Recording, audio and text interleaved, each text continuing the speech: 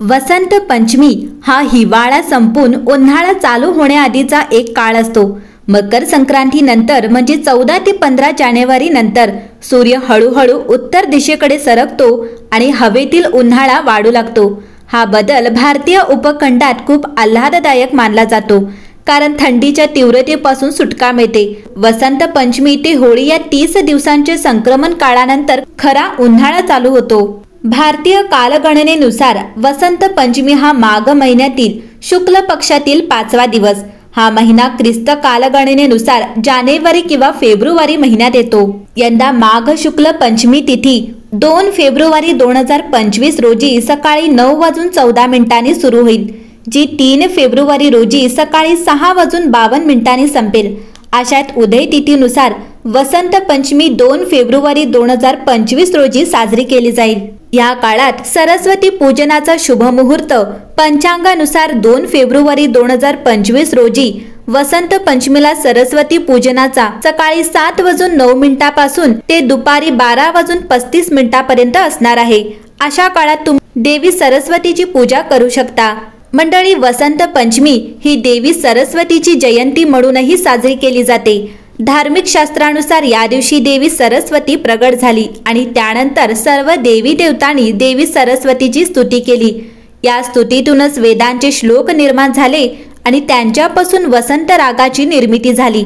म्हणूनच हा दिवस वसंत पंचमी म्हणून साजरा केला जातो। 6 ऋतूंमध्ये वसंत ऋतू हा सर्वात लोकप्रिय आहे आणि या ऋतूतील निसर्गाचे सौंदर्य मनाला मोहित करते। या ऋतूचे स्वागत करण्यासाठी माघ महिन्याच्या 5व्या दिवशी भगवान विष्णू आणि कामदेव यांची पूजा केली जाते। वसंत पंचमीच्या दिवशी पती पत्नींनी भगवान कामदेव आणि देवी रतीची षोडशोपचार पूजा केल्याने त्यांना आनंदी वैवाहिक जीवन मिळेल असे मानले जाते। शास्त्रांमध्ये वसंत पंचमीचे वर्णन ऋषी पंचमी या नावानेही केले आहे। याशिवाय वसंत पंचमीला श्री पंचमी आणि सरस्वती पंचमी असेही म्हणतात। मंडळी, वसंत पंचमीला या भारत भूमीत खूप महत्त्व दिले गेले आहे। पुरातन काळापासून हा सण सरस्वती देवीशी पण जोडला आहे। भारतातील अनेक भागात या सणाला देवी सरस्वतीची पूजा केली जाते। सरस्वती देवीची पूजा घरी करतात आणि सरस्वतीच्या देवळात सजावट करतात। मंडळी, वसंत पंचमीच्या दिवशीच देवी पार्वतीने भगवान शंकराचा तप भंग करण्यासाठी कामदेवाला पाठवले होते। त्यामुळे वसंत पंचमी हा सण या 3ही देवांशी निगडीत आहे। दुसऱ्या शब्दात सांगायचे झाले तर या दिवशी ज्ञान, ऐश्वर्य आणि सृजनात्मक शक्ती ही 3 मूल्ये असलेला हा दिवस आहे। मंडळी, सरस्वती नदी ही भारताच्या वायव्य भागात वाहणारी पुरातन नदी। कालांतराने ती सुकली होती। त्या दिवसात उन्हाळ्यात हिमालयातील बर्फ वितळून नदीत पाणी वाढले आणि नदी पुनर्जीवित झाली। नदीच्या दोन्ही किनाऱ्यांवर मोहरीची रोपे फुलली।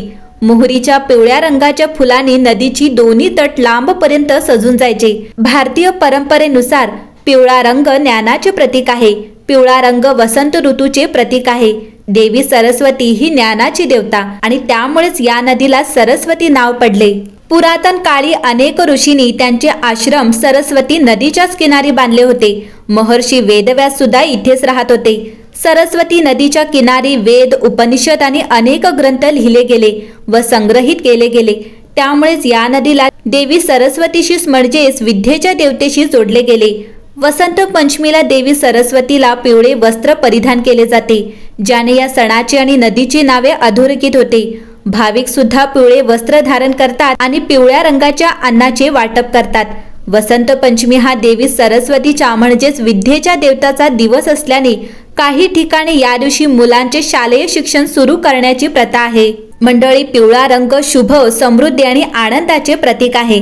आपल्या देशात ऋषी मुनी पिवळ्या रंगाचे कपडे वापरत आले आहेत। पिवळा रंग देखील सूर्याचा आहे, जो ऊर्जा आणि उत्साहाचे प्रतीक आहे। वसंत ऋतूच्या आगमनाने थंडी कमी होऊ लागते। फुलांमध्ये नवीन रंग दिसतात आणि झाडांना नवीन पालवी फुटते। कडाकाच्या थंडीनंतर उन्हाची चाहूल लागते। पावसाळ्यात जसे सर्व काही हिरवे दिसते, तसंच वसंत ऋतूमध्ये सर्वत्र पिवळा रंग दिसतो। पिवळी मोहरी, पिवळे कपडे, पिवळे पतंग, पिवळी मिठाई, पिवळा रंग हा ज्योतिषशास्त्रातील गुरुग्रहाशी संबंधित आहे, जो ज्ञान, शिक्षण, अभ्यास, पांडित्य, बौद्धिक प्रगती इत्यादीचे प्रतीक आहे। देवी सरस्वतीच्या कृपेने माणूस बुद्धिमान आणि कलेत पारंगत होतो। यामुळेच वसंत पंचमीला पिवळा रंग धारण करणे, पिवळ्या वस्तूंचे सेवन करणे आणि पिवळ्या वस्तूंचे दान करणे शुभ मानले जाते। आणि याचसाठी वसंत पंचमीच्या दिवशी दुधात हळद मिसळून देवी सरस्वतीचा अभिषेक करावा। हे उपाय सुखी वैवाहिक जीवन आणि करिअरच्या प्रगतीसाठीही प्रभावी आहेत। आपल्याला माहित आहे की वसंत पंचमी ही फेब्रुवारी महिन्यात येते। फेब्रुवारी महिना लग्न करण्यासाठी उत्तम। जाणकार सांगतात पुष्कळ देवांचे लग्न याच महिन्यात झाले। शंकर आणि पार्वती यांचा विवाह याच महिन्यात झाला आहे। मंडळी, अशी मान्यता आहे की सृष्टी रचयिता ब्रह्मदेवाने जेव्हा जीव आणि मनुष्यांची रचना केली होती तेव्हा ब्रह्माने आपल्या संसाराकडे बघितले तेव्हा त्यांना सगळीकडे निर्जन असल्याचे जाणवत होते। वातावरण अगदी शांत होतं, ज्यात कुठलीही वाणी नव्हती। हे बघून ब्रह्म उदास आणि असंतुष्ट होते। तेव्हा ब्रह्मदेवाने प्रभू विष्णूंच्या आज्ञेने आपल्या कमंडलूतून पाणी घेऊन पृथ्वीवर शिंपडले। धरतीवर पडलेल्या या पाण्यामुळे पृथ्वीवर कंपन झाले आणि एक अद्भुत शक्तीच्या रूपात चतुर्भुजी अर्थात 4 भुजा असलेली एक सुंदर स्त्री प्रगट झाली। त्या देवीच्या एका हातात वीणा, दुसरा हात वरमुद्रेत आणि इतर 2 हातात पुस्तक आणि माळ होती। ब्रह्माने त्या स्त्रीला वीणा वाजवण्याचा आग्रह केला। तेव्हा वीणाच्या सुरांमुळे पृथ्वीवरील सर्व जीवजंतूंना वाणी प्राप्त झाली। त्या क्षणानंतर देवीला सरस्वती असे म्हटले गेले। त्या देवीने वाणीसह विद्या आणि बुद्धी दिली। वसंत पंचमी देवी सरस्वतीच्या जन्मोत्सवाच्या रूपात देखील साजरी केली जाते। मंडळी, वसंत पंचमी या दिवशी नवीन पिकांच्या लोंब्या आणून त्या घरातील देवतेला अर्पण करून नवान्न ग्रहण करतात। या दिवशी पहाटे अभ्यंग स्नान करून पूजा केली जाते। वसंत पंचमी या दिवशी वाणीची अधिष्ठात्री देवी सरस्वती हिची पूजा आणि प्रार्थना करण्याचे महत्त्व आहे। हा दिवस देवीचा प्रगट दिन म्हणूनही मानला जातो। या दिवशी कलशाची स्थापना करून त्यात सरस्वती देवीला आवाहन करून तिचे पूजन केले जाते। मंडळी, सरस्वतीनेच आपल्या चातुर्याने देवांना राक्षसराज कुंभकर्णापासून वाचवले। देवीचा वर मिळवण्यासाठी कुंभकर्णाने 10 सहस्त्र वर्षे गोवर्णात घोर तपस्या केली। जेव्हा ब्रह्मदेव वर देण्यास सिद्ध झाले तेव्हा देव त्यांना म्हणाले, कुंभकर्ण हा राक्षस आहे आणि तो आपण वर दिल्यामुळे अधिकच उन्मत्त होईल। तेव्हा ब्रह्मदेवाने सरस्वतीचे स्मरण केले। मग सरस्वती त्या राक्षसाच्या जिभेवर आरूढ झाली। सरस्वतीच्या प्रभावामुळे कुंभकर्ण देवाला म्हणाला, मी अनेक वर्षापर्यंत झोपून राहावे अशी माझी इच्छा आहे। मंडळी, वसंत पंचमी हा सर्व प्रकारच्या शुभ कार्यासाठी अत्यंत शुभ मुहूर्त मानला गेला आहे। यात प्रामुख्याने नवी विद्याप्राप्ती आणि गृहप्रवेश यासाठी वसंत पंचमीला पुराणातही अतिशय श्रेयस्कर मानले गेले आहे। वसंत पंचमीला शुभ मुहूर्त मानण्यामागे अनेक कारणे आहेत।